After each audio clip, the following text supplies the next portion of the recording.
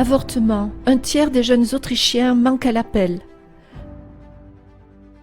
Wir gehen zurück ins Jahr 1935. Revenons en 1935.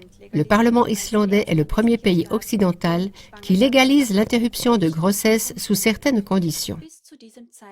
Jusqu'à cette date, la population en général considérait comme allant de soi que la vie commençait avec la conception et qu'elle méritait donc d'être protégée dès ce moment-là. Pourtant, de puissants lobbies pro-avortement avaient réussi, contre toute compréhension naturelle, à donner à la population mondiale une nouvelle définition de la grossesse. Parallèlement, un État après l'autre a adopté l'avortement comme un droit à travers la politique.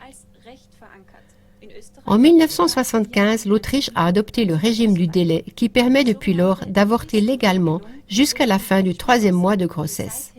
Abtreibungen bis Ende des 3. Schwangerschaftsmonats legal ermöglicht. Avortement, la guerre invisible.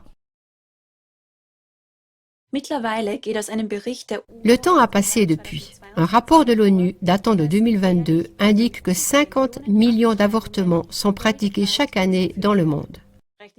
Si on fait le calcul sur une période de 10 ans, cela représente 500 millions d'avortements. Et cela sans compter les cas non déclarés. Un chiffre qui éclipse n'importe quelle guerre mondiale, à la différence qu'on ne voit pas de morts et que la population ne se doute pas de cette dimension. Christian Fiala, directeur d'une clinique d'avortement viennoise, estimait en 2010 que l'Autriche, avec 30 000 à 40 000 interruptions de grossesse par an, faisait partie des pays européens les plus performants. D'autres statistiques confirment également ce chiffre. Ce comportement des dernières décennies a pour conséquence qu'il manque un tiers des jeunes adultes en Autriche. L'avortement, un énorme modèle commercial. Wie vertretenswert ist die Tatsache, Dans quelle mesure le fait que les avortements rapportent beaucoup d'argent est-il justifiable? En Autriche, un avortement coûte entre 400 et 800 euros. Rien que pour l'Autriche, il en résulte une somme d'environ 25 millions d'euros qui sont gagnés chaque année par les cliniques et les médecins pratiquant l'avortement.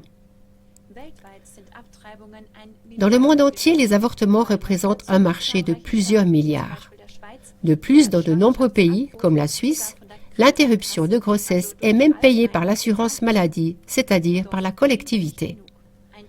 Mais ce n'est pas tout. En 2015, une équipe de défenseurs de la vie a révélé, à l'aide de caméras cachées, que non seulement l'avortement, mais aussi les fœtus avortés faisaient l'objet d'un énorme commerce.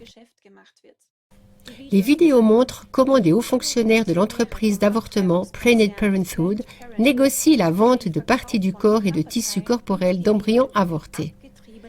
Après la publication de ces vidéos tournées en caméra cachée, le groupe a été fortement mis en difficulté en 2015. Non seulement les fonds publics ont été réduits, mais dans certains États américains, ils ont été complètement supprimés.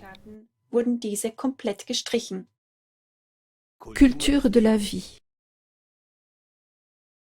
Der New Yorker Arzt Bernard Nathanson, Le médecin new-yorkais Bernard Nathanson a été l'un des pionniers de la libération de l'avortement et en 1968, l'un des membres fondateurs de la Ligue nationale d'action pour les droits à l'avortement.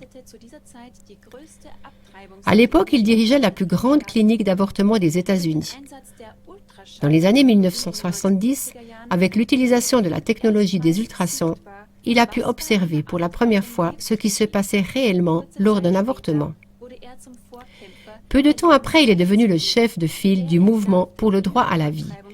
Il a démasqué les mensonges du lobby de l'avortement qui, notamment sous sa direction, avait réussi à légaliser l'interruption de grossesse.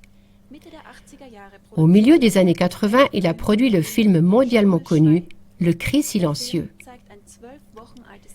Le film montre un fœtus de 12 semaines dans le ventre de sa mère qui tente en vain de se défendre contre le terrible instrument qui commence à le déchirer vivant. Bernard Nathanson est arrivé à la conclusion que la vie d'un être humain commence au moment de sa conception et que tout avortement est un meurtre commis sur une créature extrêmement vulnérable. Ainsi, des millions d'enfants avortés se voient refuser la vie parce qu'ils ne sont pas les bienvenus pour une raison ou une autre. Chers spectateurs, donnez une voix à ces enfants à naître dans le monde.